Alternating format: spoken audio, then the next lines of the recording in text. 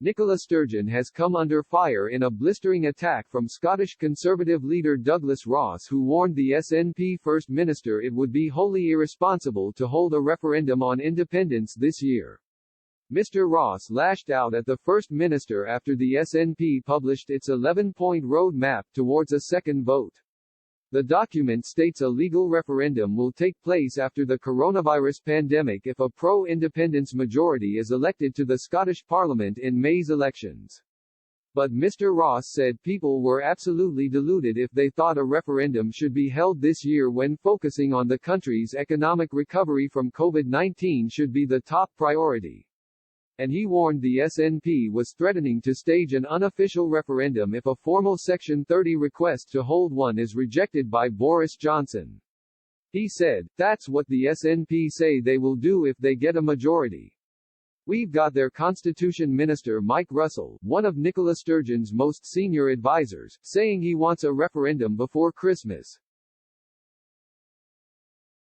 Mr. Ross continued, "So we're speaking now in the next 10 months the SNP, with what we're going through, all these challenges to get on top of this virus and then the economic response which is going to take years of recovery, the SNP want a referendum, a wildcat referendum, in a matter of months' time before the end of the year.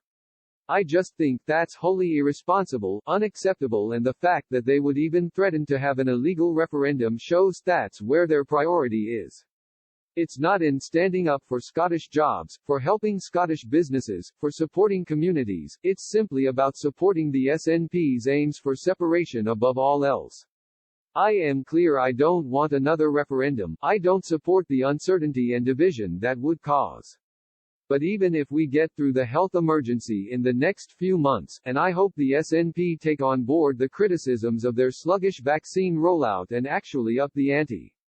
Even if they get through that, if everything with a fair wind behind us, the Scottish Fiscal Commission last Thursday predicted that our economy in Scotland wouldn't be back to pre-COVID levels until 2024, so this isn't an issue that's just going to go away when we get through the health emergency. We then have the economic response to this pandemic.